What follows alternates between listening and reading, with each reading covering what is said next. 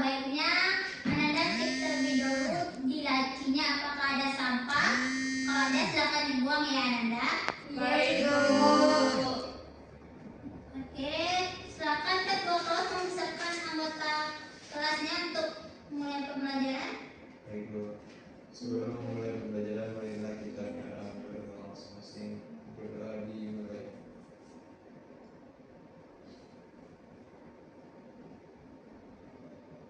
Doa selesai. Nah, Ibu ambil absen dulu ya. Baik, Bu. Nasya, Hadir, Bu. Dea, Hadir, Ibu. Halim, Dan Bu. Indah, Hadir, Ibu. Nafi, Hadir, Bu. Haura, Hadir, Bu. Suci, Hadir, Bu. Yunia, Ini nggak hadir, Bu. Dia sakit. Hadi. Hadir, Hadir, Bu. Kenapa dia? Ada keperluan, Bu, mendadak. Oke.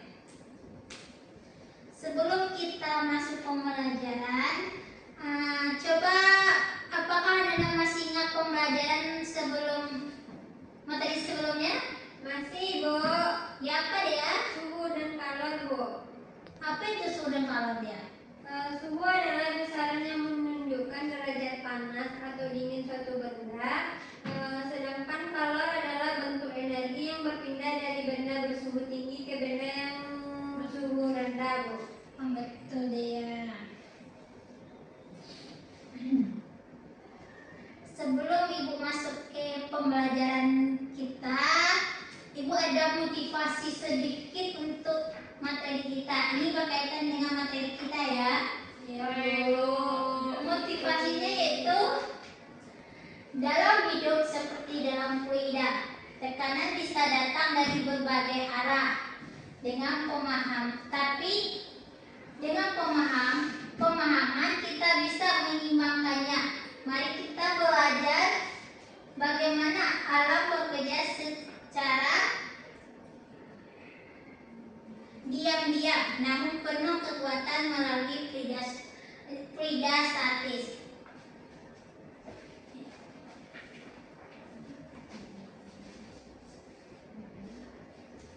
Cari dulu ya di laptop. Yang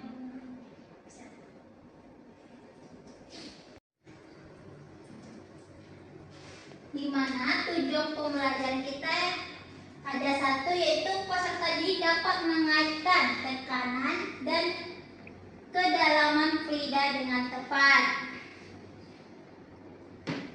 Coba Ananda amati gambar di layar. Siapa yang tahu gambar apa itu? Kapal selam, Bu. Apa itu kapal selam dia? Kendaraan yang dapat beroperasi di bawah air, Bu. Betul Dea, Ibu jelasin lagi ya. Ini gambar kapal selam, di mana kapal selam itu adalah kendaraan yang dapat beroperasi di bawah air dan biasanya digunakan untuk keperluan militer, penelitian laut, dan eksplorasi bawah laut. Selanjutnya, silakan Anda amati video ini ya. Baik, Bu. Duka yang sangat mendalam dirasakan kita semua. Sebelumnya, kondisi sabda pada kedalaman 18 meter seperti ini sangat kecil, kemungkinan buat para TNI Nanggala dapat diselamatkan. Orang awam mungkin berpikir, ketika terjadi kecelakaan dan saat level kontak, mengapa para awak KRI tak langsung menyelamatkan diri saja? Dan Mengapa kapal selam KRI Nanggala bisa hancur di dalam laut? Siapa yang tahu? Silakan Suci. Karena kapal selam KRI Nanggala 402 hancur di dalam laut karena mengalami implosi akibat tekanan air yang melebihi batas ketahanan kapal. Faktor penyebabnya diduga kerusakan teknis, mati listrik, usia kapal yang tua, dan kondisi laut ekstrim yang membuat kapal tenggelam tanpa bisa dikendalikan, Bu. Betul Suci, Bu jelasin lagi ya.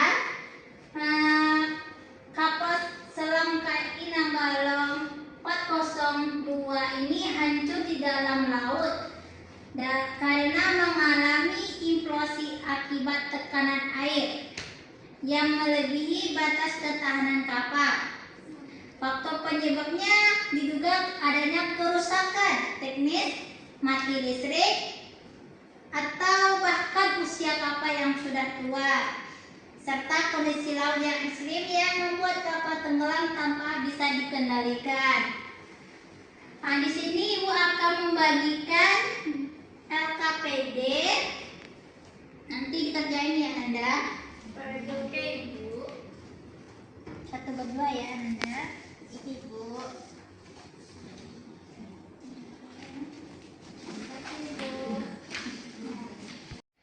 Silakan Anda kerjakan, nanti dikumpulkan ya. Ibu tunggu 10 menit. Oke, Bu. Ya, Bu. Oke. Mati dan ini. Aman enggak sih? Ibu bisa. Gimana dia? Bisakah? Bisa Bu, lagi mengerjakan Bu. Oke. Gimana Lola, bisa? Insyaallah, Bu, insyaallah. Benar oke bisa? Iya Bu, lagi nyari Bu. Lagi diskusi. Oke, kerjakan dengan benar ya. Ya Ibu.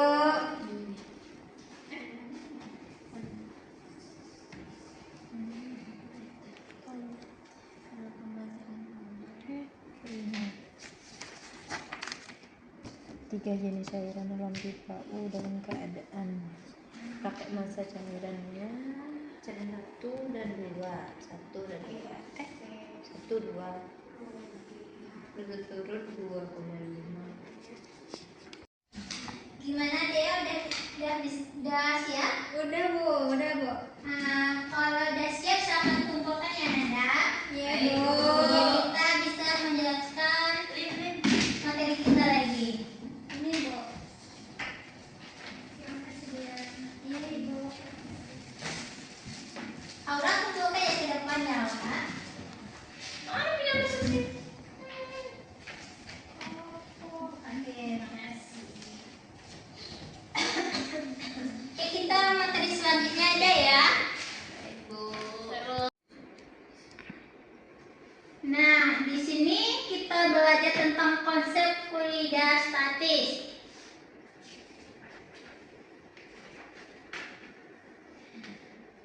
Kan Ananda sudah belajar konsep fluida statis di waktu SMP. Apa aja wujud zatnya? Silakan siapa yang tahu? Wujud zat.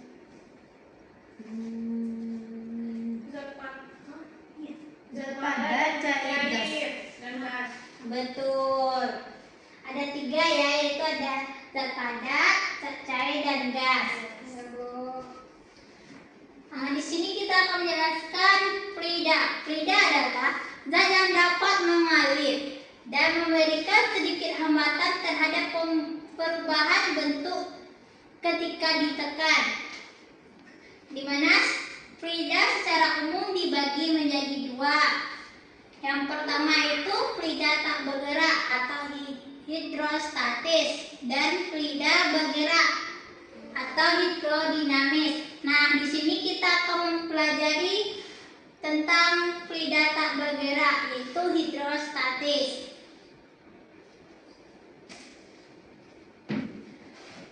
Tekanan adalah sebagai suatu gaya yang bekerja tegak lurus pada suatu bidang dibagi dengan luas bidang itu. Secara matematis, rumusnya dapat Anda lihat di layar, yaitu P sama dengan F per A, di mana P itu tekanan, F itu gaya, dan A itu luas permukaan. Nah, tekanan hidrostatis. Di mana tekanan hidrostatis ini adalah tekanan yang ditimbulkan oleh zat cair diam pada suatu kedalaman tertentu di semua arah, di mana makin tinggi zat cair dalam wadah, maka semakin berat zat cair itu, sehingga makin besar tekanan yang dikerjakan zat cair pada dasar wadah. Dengan kata lain, pada posisi yang semakin dalam dari permukaan, maka tekanan hidrostatis yang akan dirasakan semakin besar. Nah, di sini dapat Anda lihat itu rumus tekanan hidrostatis, di mana pH sama dengan P kali Q kali H, di mana P itu tekanan hidrostatis, P itu adalah massa jenis, G itu kecepatan, dan H itulah tinggi.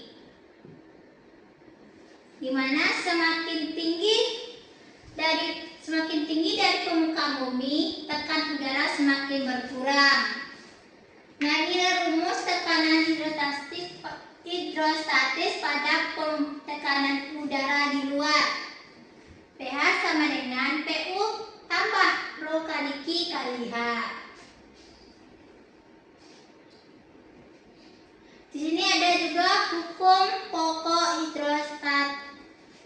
hidrostatika, di mana semua titik yang terletak pada kedalam yang sama, maka tekanan hidrostatikanya sama. Dapat Anda lihat pada gambar pada layar ya. Iya, Bu.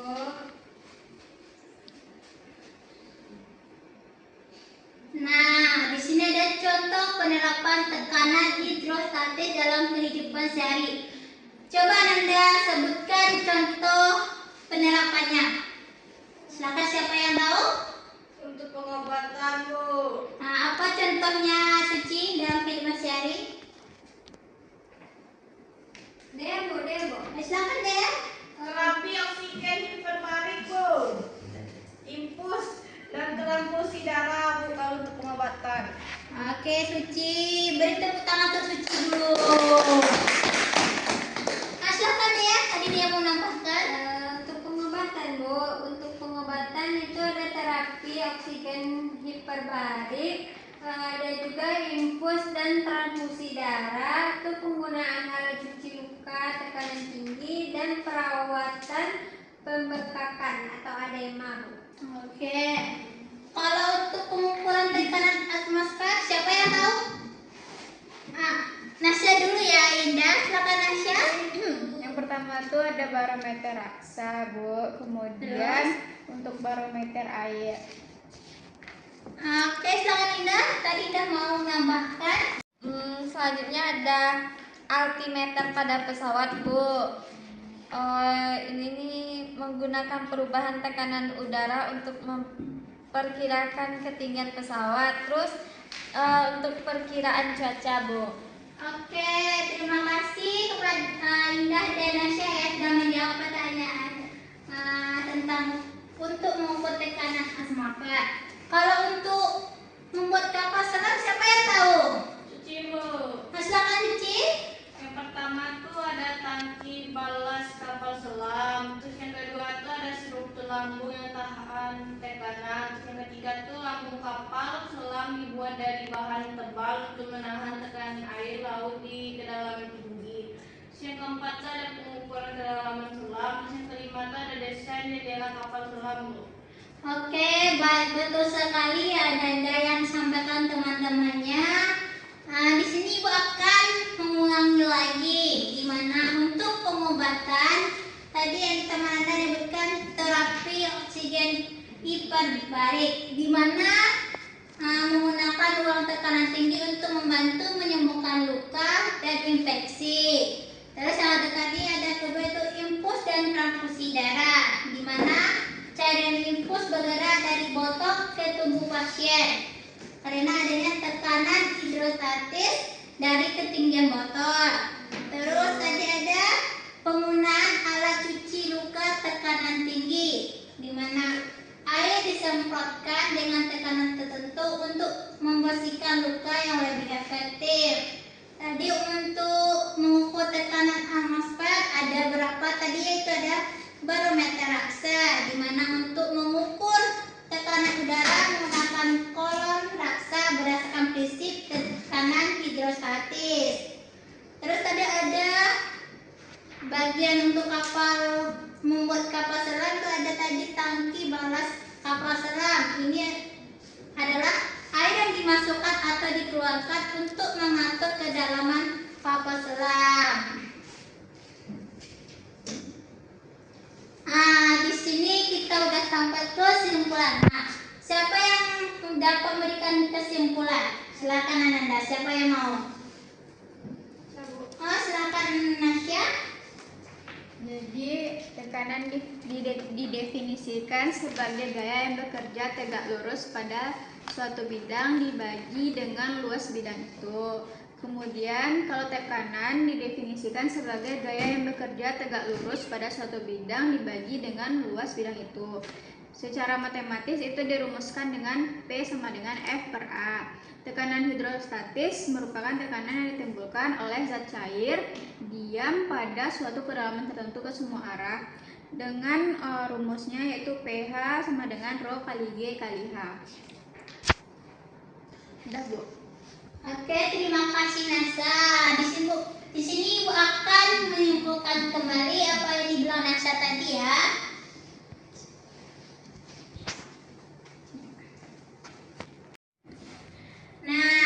Dapat diberikan kesimpulan itu di mana tekanan didefinisikan sebagai gaya yang bekerja tegak lurus pada suatu bidang dibagi dengan luas bidang itu.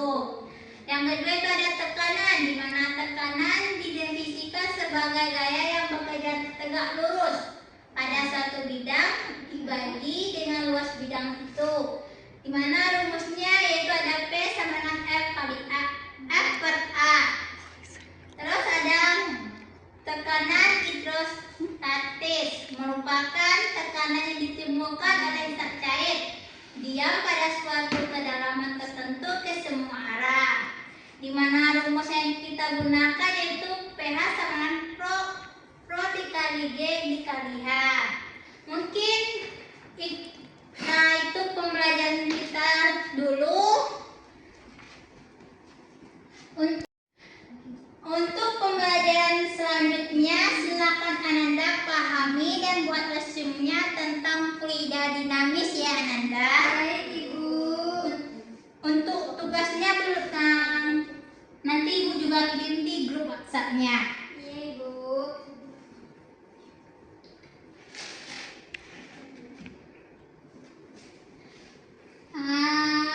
Mungkin sekian pembelajaran dari Ibu. Ibu akhiri. Assalamualaikum warahmatullahi wabarakatuh. Waalaikumsalam warahmatullahi wabarakatuh. Sebelum kita pulang, silakan ketua kelas menyiapkan anggotanya dulu. Sebelum kita pulang dari kelas ini, marilah kita berdoa di mulai.